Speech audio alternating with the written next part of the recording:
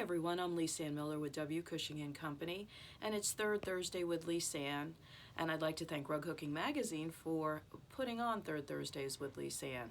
Today, we're actually going to go over the pattern insert in the latest Rug Hooking Magazine issue. It has the Fruit Maiden on the cover done by MZ Collins. I would show you the magazine, but it's so popular we're already sold out. So, the pattern insert is called Single Paisley, and Single Paisley is a great pattern. I have hooked it already, as you can see here.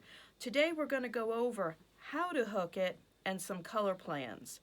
I wanted mine to match a previous rug I had hooked called Prudence, so I knew what kind of colors I already wanted. But this is a great pattern. It's a good pillow pattern. It's if you wanted to repeat it 3 times for a table runner, you could. There's a lot of things you can do with this pattern, but you can also experiment with this pattern. You can learn new color waves. You can add in mixed media if you wanted. You can use some of your stash that you have found since you've been home during COVID. So it's a good pattern. There's a lot of learning with it, so let's get started. First, I'll go over how to hook it, or how I hooked it, and how to test your colors. I started, and this is the Single Paisley pattern. You could make it a circle for a chair seat, square it off for a pillow, whatever you'd like to do. I started right here. And I started in here with these little flames. Why did I start here and not here? I want to see what my colors are. I wanted to layer my colors in. So I started. I knew I wanted green, purple, and blue. And I wanted green, purple, and blue. So by starting and coming in here with a purple, and I did draw in, and I will do this in red so you can see it. I wanted all my colors tested along in here in my greens and purples. I knew I had to bounce some lighter colors in, but I really wanted this at first. So if you come in here with what you want to say is your pop of color, and then you come out with your layers, such as this is a purple, this could be a blue, and these could be greens. And then in here, you can do a purple or a blue and some greens. Then here you need to bring some purples in and bring it in here. So you can layer your colors in, and I did a color layering video with Rug Hooking Magazine not too long ago. And you can layer your colors. So in this case, if I want to test colors, and I'm going to make this a nice pale neutral to go in a guest bedroom. So maybe I'm going to start with Tea-Berry, Rosy, Yorkshire Stripe. And I've got to know what my background is going to be at this point. So my background, well, for this case, I really want it soft.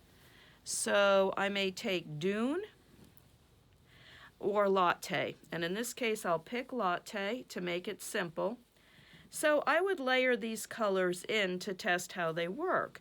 And if I felt like I needed another color in here, something to really kind of pop it, I might put in for the teal of it, or I might put in Perfect Pastel Plaid.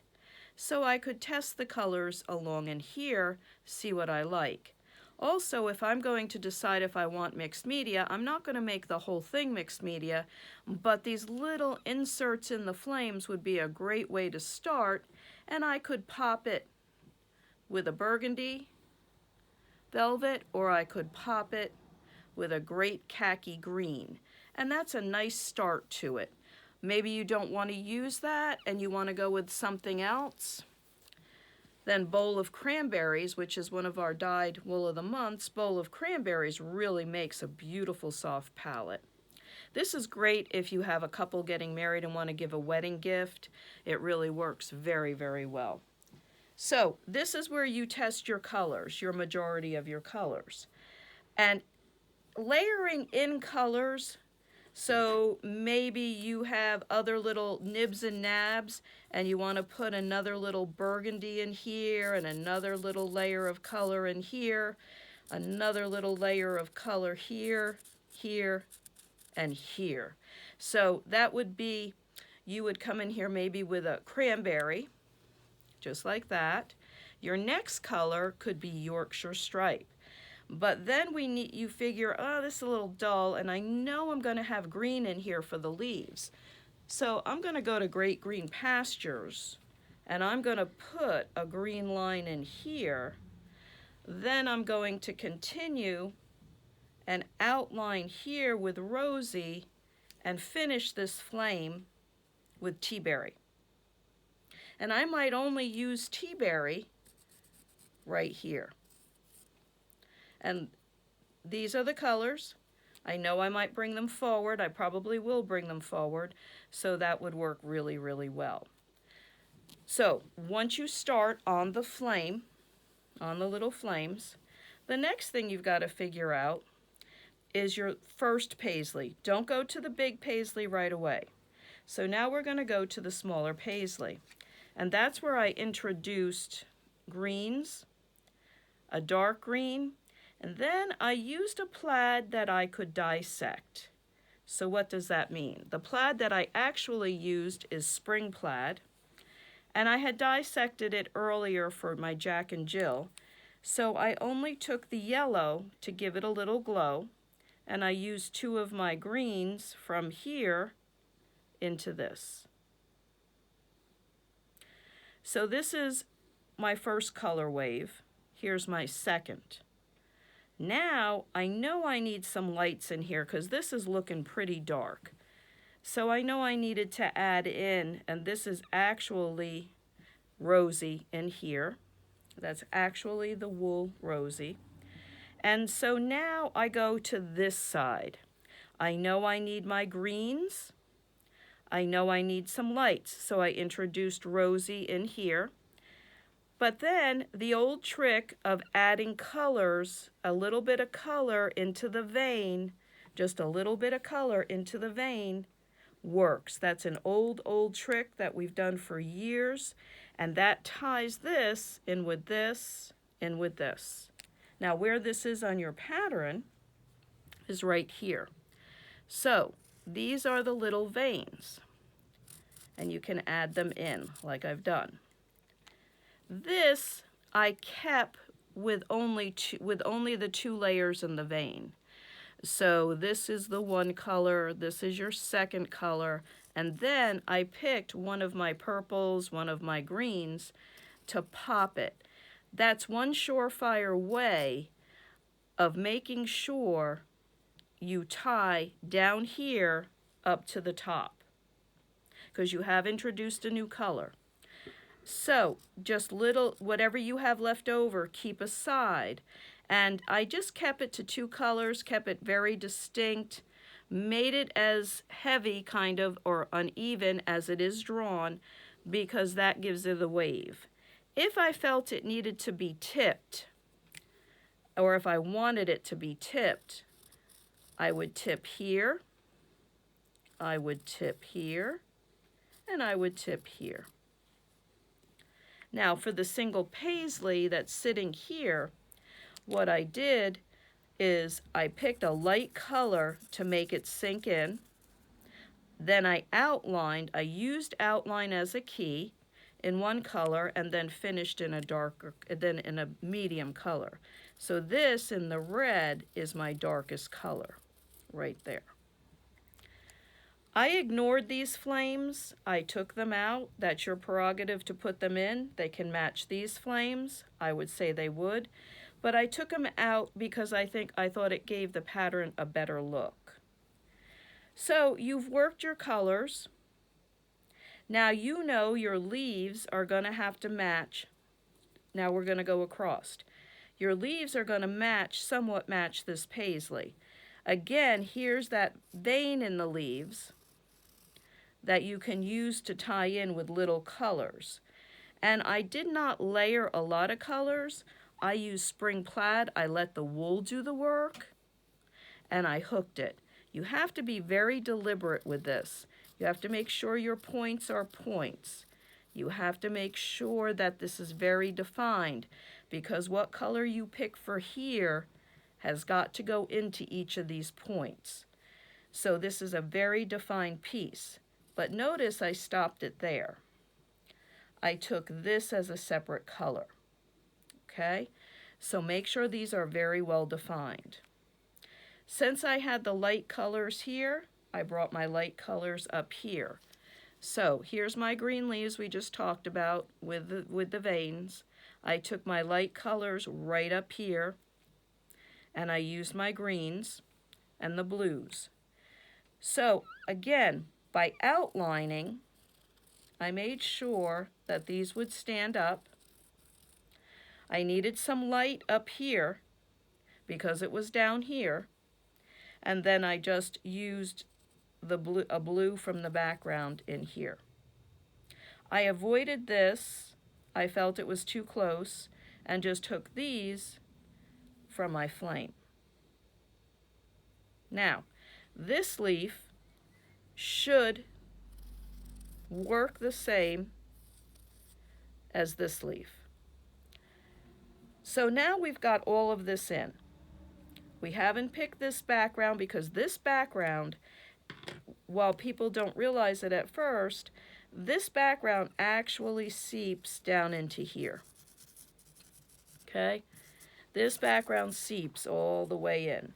Or you can do what I did, and you can end it right about here. And I used a different blue, a lighter blue up top that I had as it was just a stash piece.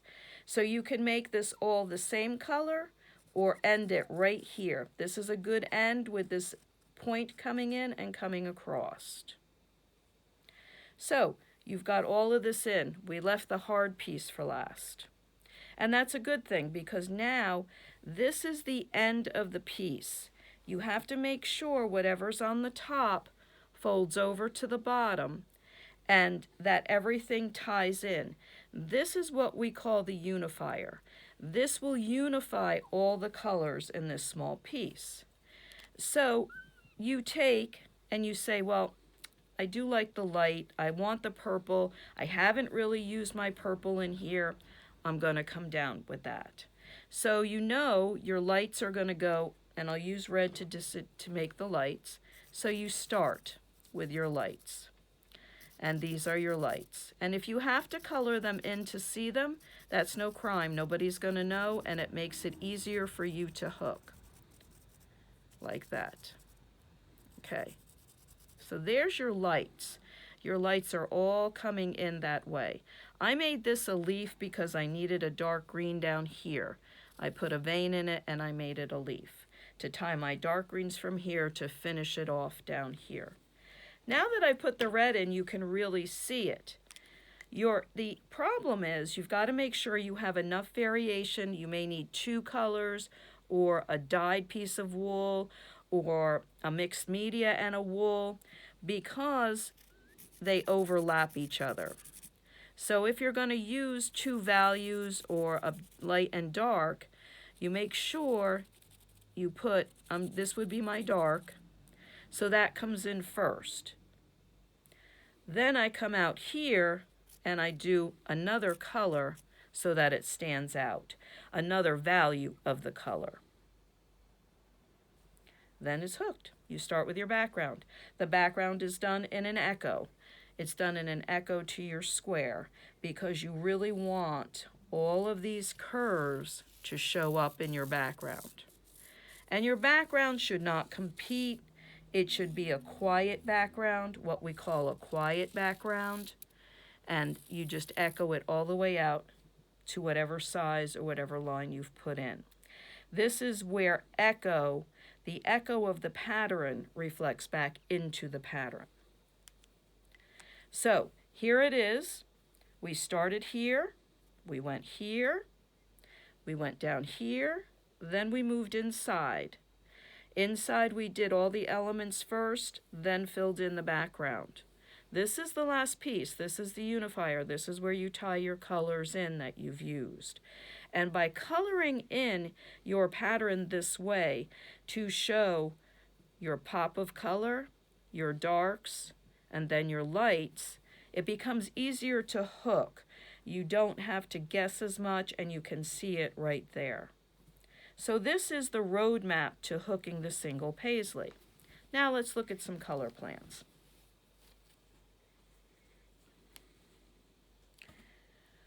I like to start with a background. Everybody knows I like to pick my background first. So if you want to use texture, you're a texture person, you really like your textures, and as I do, so you want something neutral. This would be a great background. This is actually the background, and I'll bring it back over here. This is actually the background that I used in mine. Okay, you don't want a busy background. If you wanted a darker background or a medium value background, Cape Cod plaid would work. So we have latte, cloud cover, and Cape Cod plaid. These would all make great backgrounds. I would not use a dyed piece as a background. If you wanted a pure neutral, vintage white, ye old white or vintage white would work really well. So I'm going to pick, for my first one, I'm going to pick latte.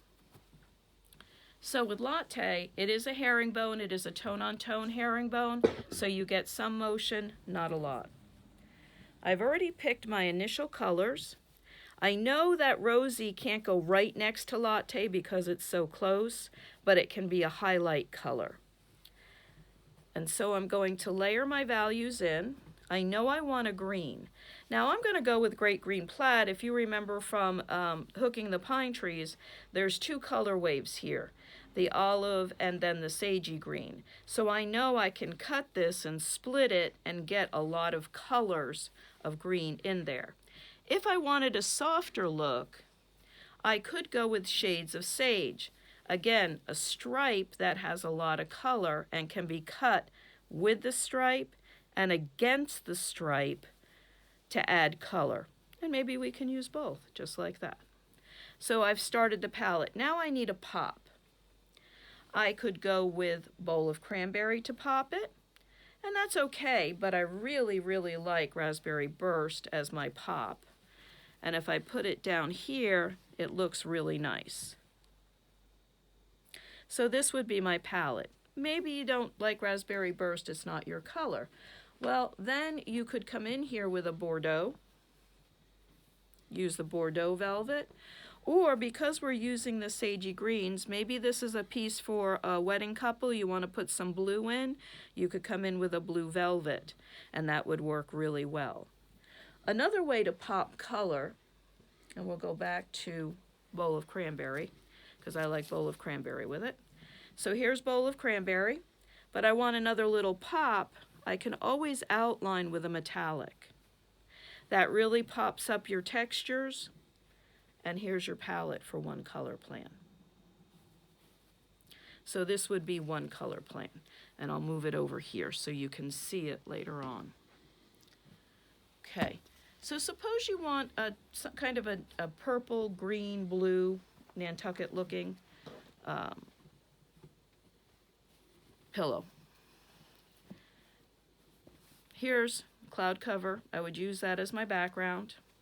Blue spruce I would use as one of my greens. And look how nice that outlines forest of trees. I would bring in prep school plaid. Okay, so here we've started. I've got my greens, I've got my prep school plaid, I need some pops of color, I've got my background. So now I need a pop of color. If I want to keep it between the purples and the greens, I can go a couple of different ways, and the blues. I could really pop it with sapphire. Or I could do less of a pop and come in with field of blueberries, which is what I really like. I really like the way that this all plays. This is enough of a pop, it's light enough. With this, when you use your spot dyes, you've got lights and darks, so you can pick and choose what you want.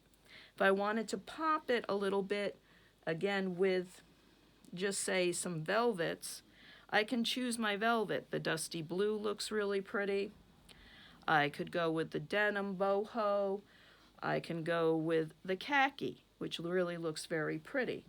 And then you can pair it with a metallic, and it would outline in there. Also, the boho plum. would work.